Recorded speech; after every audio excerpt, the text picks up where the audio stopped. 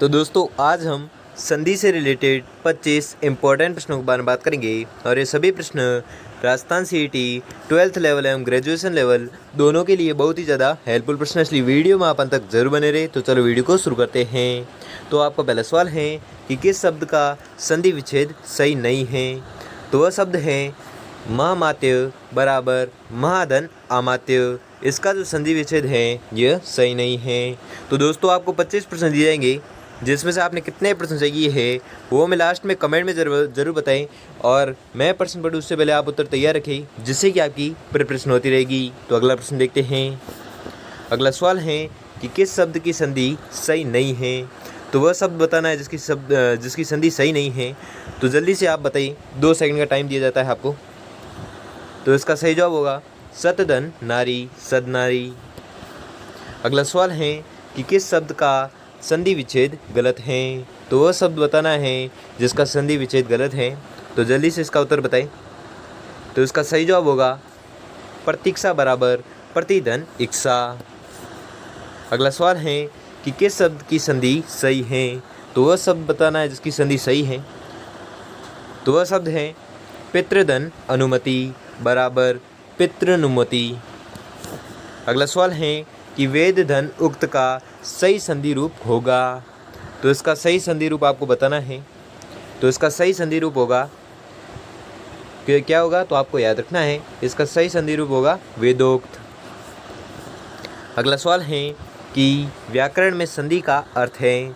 तो व्याकरण में संधि का अर्थ क्या है वो आपको बताना है। तो व्याकरण में संधि का अर्थ है प्रथम पद के अंतिम तथा द्वितीय पद के प्रथम वर्ण में मेल। ठीक है, ये क्या है, व्याकरण में संधि का अर्थ है। अगला सवाल है कि अति धनाचार का शुद्ध संधि युक्त शब्द है। तो शुद्ध संधि युक्त शब्द आपको बताना है। तो इसका शुद्ध संधि युक्त शब्द होगा अत्याचार।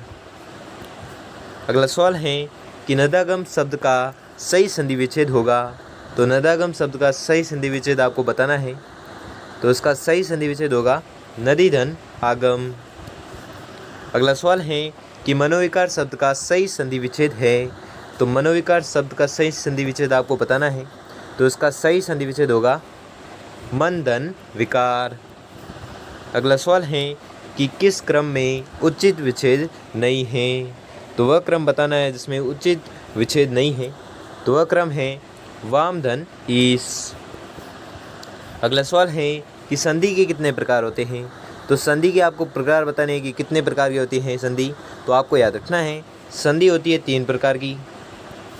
अगला सवाल है कि अन्वेषण शब्द में कौन सी संधि है। तो अन्वेषण शब्द में कौन सी संधि है वो आपको बताना है। तो इसमें संधि है यण संधि। अगला सवाल है कि पितृनुमति शब्द का संधि विच्छेद है। तो इसका आपको संधि विच्छेद बताना है। तो इसका संधि विच्छेद होगा पितृधन अनुमति। अगला सवाल है कि नमस्ते में कौन सी संधि है। तो नमस्ते में आपको संधि बतानी है कि कौन सी संधि इसमें। तो आपको याद रखना है इसमें संधि है विसर्ग संधि। अगला सवाल है कि सदैव शब्द का संधि विच्छेद होगा। तो सदैव शब्द का क्या संधि विच्छेद होगा वो आपको बताना है। तो इसमें संधि विच्छेद होगा सदा धन एव। अगला सवाल है कि परमोत्सव शब्द में कौन सी संधि है। तो परमोत्सव शब्द में संधि है कौन सी। तो आपको याद रखना है इसमें संधि है गुण संधि। अगला सवाल है कि पुरधनकृत का संधि रूप होगा। तो पुरधनकृत का क्या संधि रूप होगा वो आपको बताना है। तो इसका संधि रूप होगा पुरस्कृत।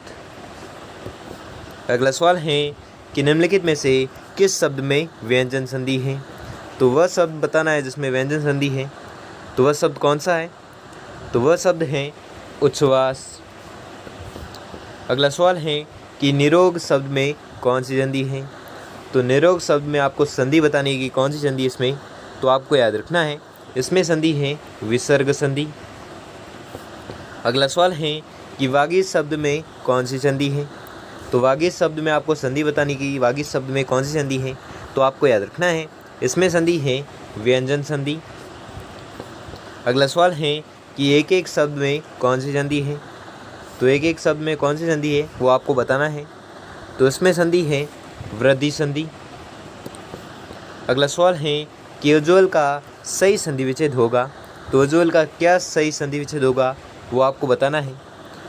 तो इसमें जो सही संधि विच्छेद होगा वो होगा उत्तधन ज्वल।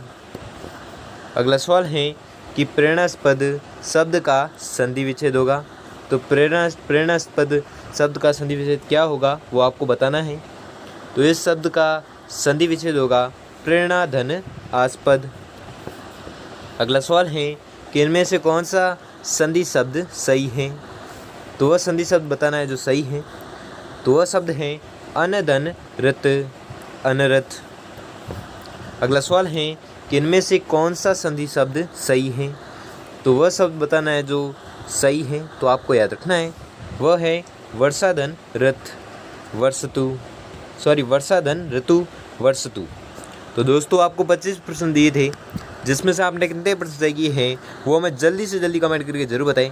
और अगर आपके लिए वीडियो थोड़ा भी हेल्पफुल साबित हुआ तो वीडियो को लाइक और चैनल पर नए हो तो चैनल को सब्सक्राइब कर लीजिए और बेल आइकन को प्रेस कर लीजिए, जिससे कि वीडियो की नोटिफिकेशन आपको मिलती रहेगी। धन्यवाद।